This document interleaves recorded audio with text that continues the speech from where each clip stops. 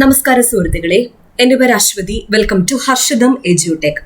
PSC ഇന്ന് നടത്തിയ seaman പരീക്ഷയുടെ പ്രൊവിഷണൽ ആൻസർ കീ ഡിസ്കഷനാണ്.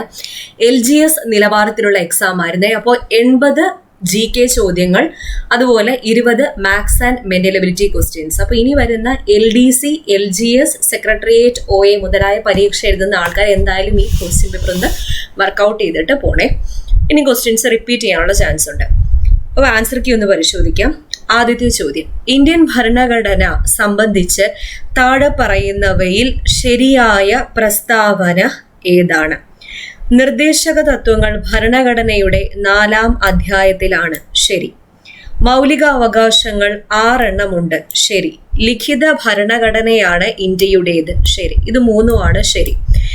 ഭരണഘടനയുടെ ആമുഖം എഴുതിയതാരാണ്? ഡോക്ടർ രാജേന്ദ്ര പ്രസാദ് ആണോ? അല്ല, ജവഹർലാൽ നെഹ്റു ആണ്. അപ്പോൾ ആ പ്രസ്താവന തെറ്റിപ്പോയി. അടുത്ത ചോദ്യം, ഭരണഘടനയുടെ ഹൃദയവും ആത്മാവും എന്ന് ഡോക്ടർ BR അംബേദ്കർ വിശേഷിപ്പിച്ചത് താഴെ പറയുന്നവയിൽ ഏത് അവകാശത്തെയാണ്? ഭരണഘടനാപരമായി പരിഹാരം കാണാനുള്ള അവകാശം. ഇന്ത്യൻ ഭരണഘടന അംഗീകരിച്ചത് എന്നാണ്? ഇന്ത്യൻ ഭരണഘടന 1949 നവംബർ 26 അംഗീകരിക്കപ്പെട്ടത്. നിർദ്ദേശക തത്വങ്ങൾ ഭരണഘടനയിൽ ഉൾപ്പെടുത്തിയത് ആരാണ്? മഹാത്മാഗാന്ധിയാണ്. മഹാത്മാഗാന്ധി. ഇന്ത്യൻ ഭരണഘടന ആദ്യമായി ഭേദഗതി ചെയ്തത് ഏത് വർഷം? 1951. 1951.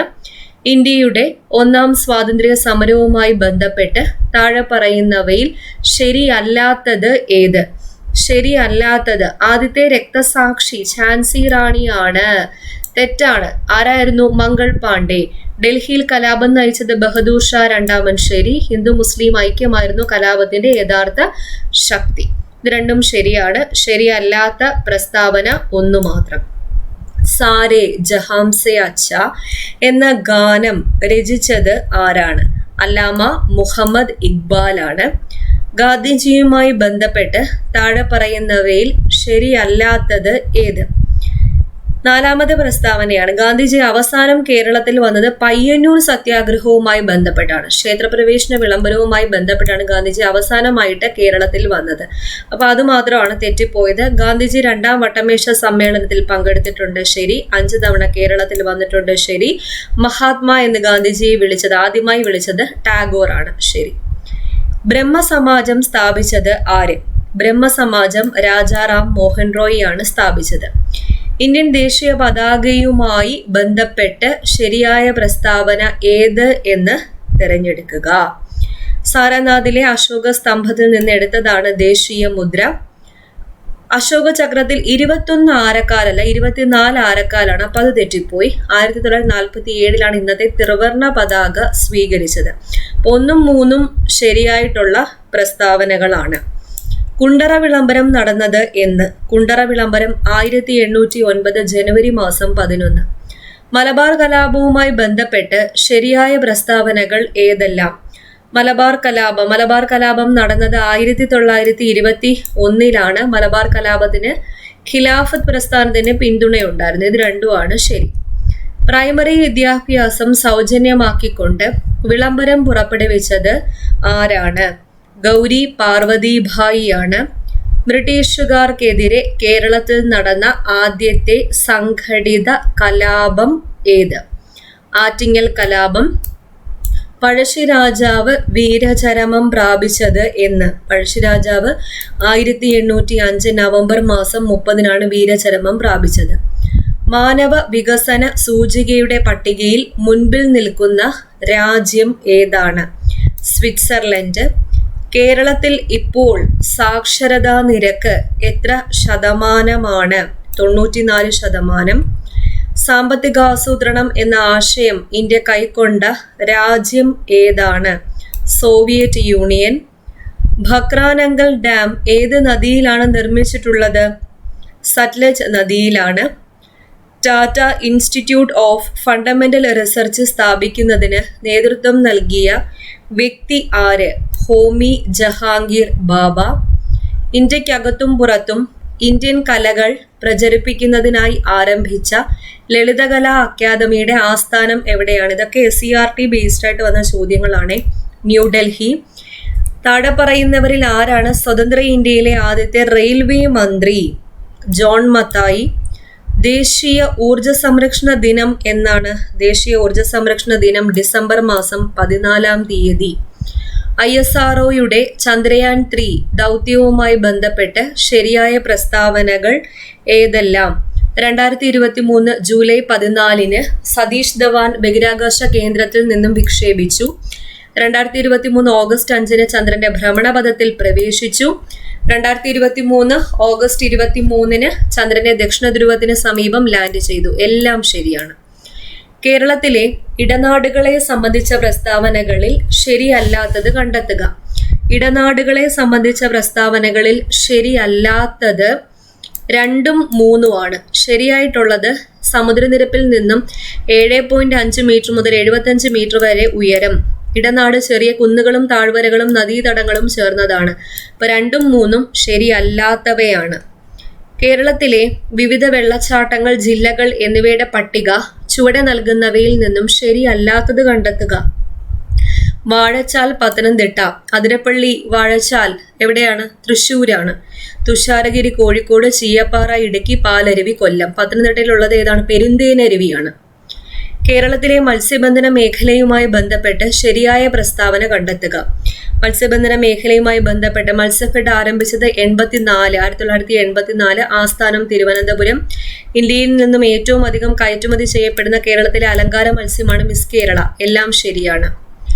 കേരളത്തിലെ വന്യജീവി സങ്കേതങ്ങളെ സംബന്ധിച്ച് ശരിയായ പ്രസ്താവന കണ്ടെത്തുക.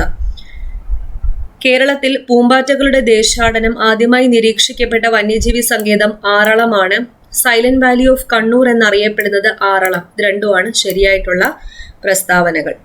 കേരളത്തിലെ ദേശീയോദ്യാനങ്ങളെ സംബന്ധിച്ച് തെറ്റായ പ്രസ്താവന കണ്ടെത്തുക.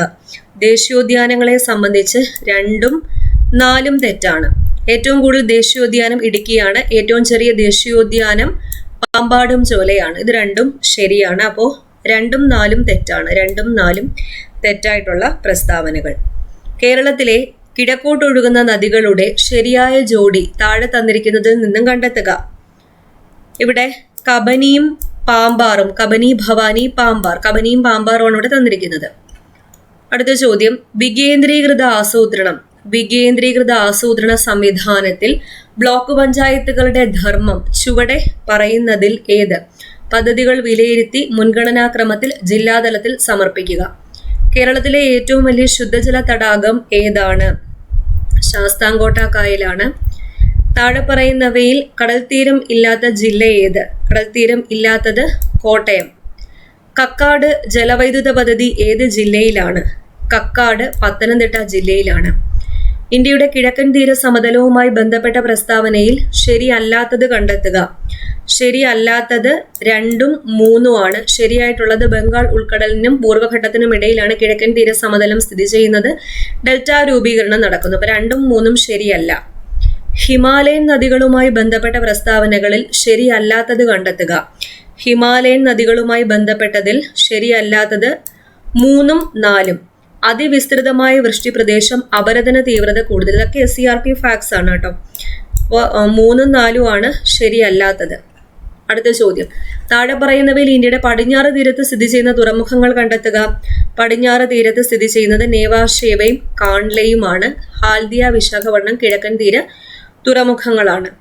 താഴെ പറയുന്നവയിൽ ട്രാൻസ് ഹിമാലയത്തിൽ ഉൾപ്പെടുന്ന പർവ്വതനിരകൾ കണ്ടെത്തുക. ട്രാൻസ് ഹിമാലയത്തിൽ ഉൾപ്പെടുന്നവ കാരക്കോറം, സസ്കർ എന്നിവയാണ്. കാരക്കോറം, സസ്കർ. ഏത് നദിയുടെ പോഷക നദിയാണ് കബനി? ഏത് നദിയുടെ പോഷക നദി? കാവേരി. 2024 2020 ലോകകപ്പ് ക്രിക്കറ്റിൽ ഫൈനലിൽ മത്സരിച്ച രാജ്യങ്ങൾ കണ്ടെത്തുക.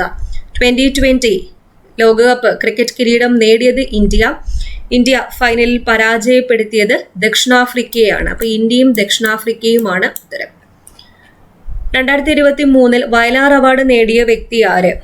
ശ്രീകുമാരൻ തമ്പി. 18ാം ലോക്സഭയിലെ പ്രതിപക്ഷ നേതാവ് ആരാണ്?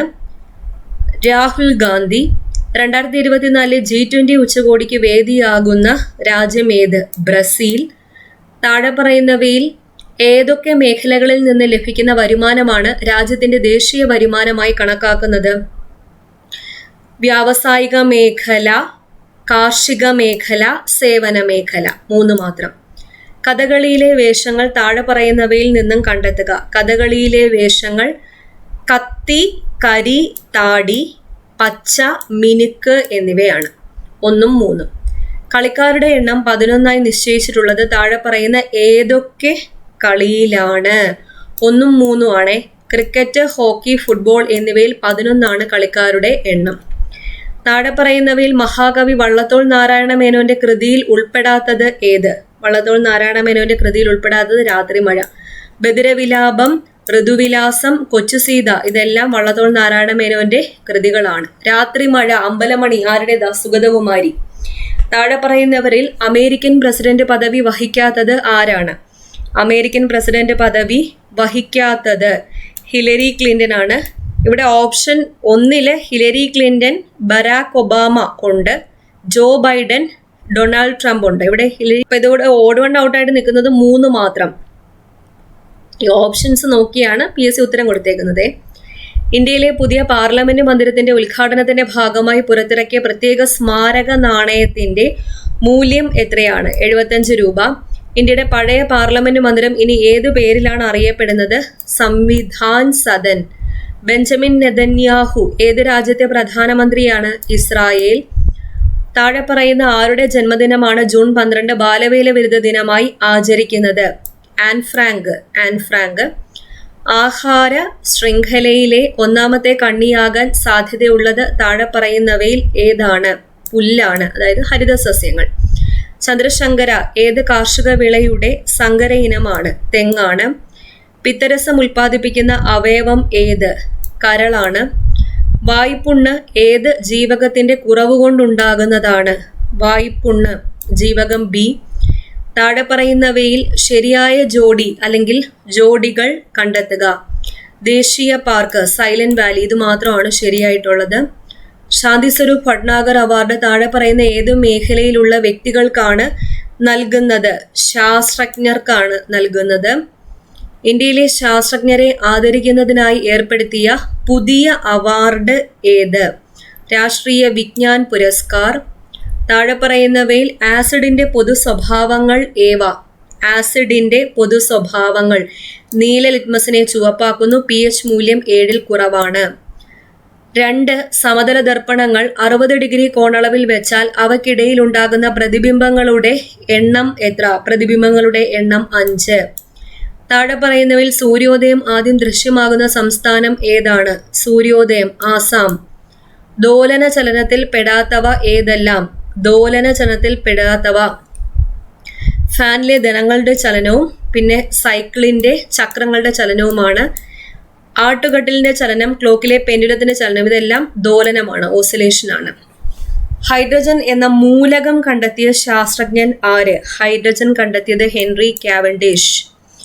ചന്ദ്രനിൽ അവസാനമായി കാലുകുത്തിയ ആൾ ആരാണ്? ചന്ദ്രനിൽ അവസാനമായിട്ട് യൂജിൻ സെർനൻ. ലോക ജലദിനം എന്നാണ്? ലോക ജലദിനം മാർച്ച് 22. ജലദോഷം ഉണ്ടാക്കുന്ന രോഗകാരി വൈറസ്. ഇവിടെ PSC കൊടുത്ത ഉത്തരവാണ് വൈറസ്. ശരിക്കും ജലദോഷം ബാക്ടീരിയയാണ് ഉണ്ടാക്കുന്നത്, ബാക്ടീരിയ. ഏതിനം കൊതുകുകളാണ് ഡെങ്കിപ്പനി രോഗം പരത്തുന്നത്? ഡെങ്കിപ്പനി പരത്തുന്നത് ഈഡിസ് കൊതുകാണ്. എയ്ഡ്സ് രോഗത്തിന് കാരണമാകുന്ന വൈറസ് ഏത്? എയ്ഡ്സിന് കാരണമാകുന്നത് HIV വൈറസ്. നമ്മുടെ ശരീരത്തിലെ അഭിലഷണീയമായ രക്തസമ്മർദ്ദ നിരക്ക് എത്രയാണ്? രക്തസമ്മർദ്ദം 120/80 mm മെർക്കുറി. മനുഷ്യനിലെ അസ്ഥി വ്യവസ്ഥയിൽ എത്ര അസ്ഥികളാണ് കാണപ്പെടുന്നത്? 206.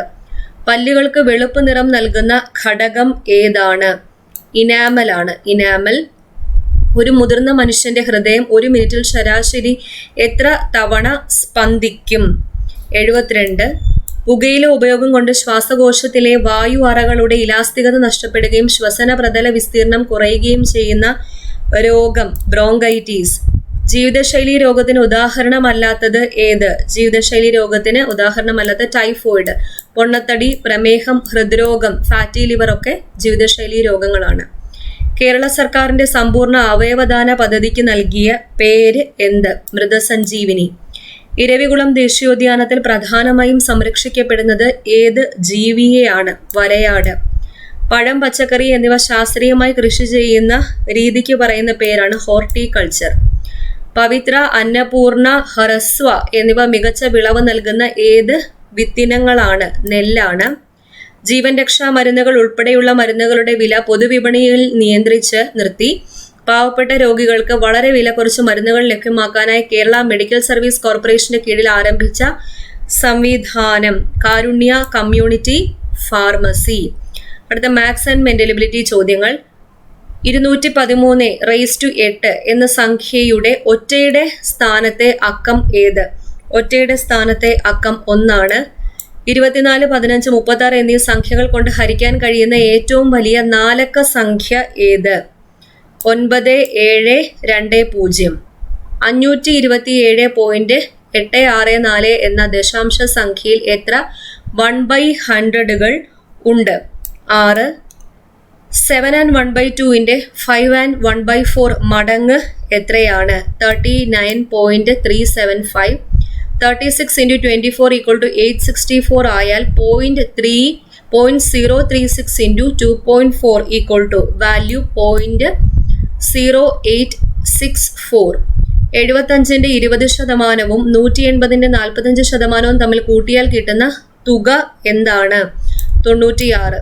30,000 രൂപയ്ക്ക് 15% നിരക്കിൽ 2.5 വർഷത്തെ സാധാരണ പലിശ എത്ര? 11,250. √0.0676 = 0.26 ആയാൽ 0.026 the whole square അതിന്റെ വാല്യൂ എത്രയാണ്? 0.000676. 72 km/മണിക്കൂർ എത്ര m/s ആണ്? 20. ഒരു ബാഗ് 480 രൂപയ്ക്ക് വിറ്റപ്പോൾ 120 രൂപ നഷ്ടം വന്നുവെങ്കിൽ നഷ്ടശതമാനം എത്ര? നഷ്ടശതമാനം 20% 1/3ക്കും 1/2നും ഇടയിലുള്ള ഒരു ഭിന്നസംഖ്യ താഴെ തന്നിരിക്കുന്നവയിൽ ഏതാണ്? 5/12. 0, 2, 8, 14-34 ആ ഡാഷിന്റെ അവിടെ വരുന്ന സംഖ്യ ഏത്? 24. ഇവിടെ ഈ LFA, GLHA, ILJA dash MLNA. അപ്പോൾ ഈ ഡാഷിന്റെ അവിടെ വാല്യൂ എന്താണ് വരുന്നത്? Option D KLLA. 1985 ഡിസംബർ 25 ബുധനാഴ്ചയായാൽ 1988 ജനുവരി 2 ഏത് ദിവസമായിരിക്കും? ശനി. ഇന്ത്യ രൂപ. അങ്ങനെയാണെങ്കിൽ ജപ്പാന്റെ കറൻസി ഏതാണ്? yen ആണ്. കൂട്ടത്തിൽ പെടാത്തത് ഏത്? കൂട്ടത്തിൽ പെടാത്തത് 36. രാമുവിന് ക്ലാസ്സിൽ 14 റാങ്ക് ഉണ്ട്. ക്ലാസ്സിൽ 45 കുട്ടികളുണ്ട് എങ്കിൽ അവസാനത്ത് നിന്ന് നോക്കിയാൽ രാമുവിന്റെ റാങ്ക് എത്രയാണ്? 32. ആദ്യത്തെ 30 ഇരട്ട സംഖ്യകളുടെ ശരാശരി എത്ര? 16 ആണ്. 2 വർഷം മുൻപ് അമ്മയ്ക്ക് മകന്റെ 4 മടങ്ങ് പ്രായമുണ്ട്. 2 വർഷം കഴിഞ്ഞാൽ അമ്മയ്ക്ക് മകന്റെ 3 മടങ്ങ് പ്രായമാകും എങ്കിൽ മകന്റെ ഇപ്പോഴത്തെ പ്രായം എന്ത്? 10 വയസ്സ്.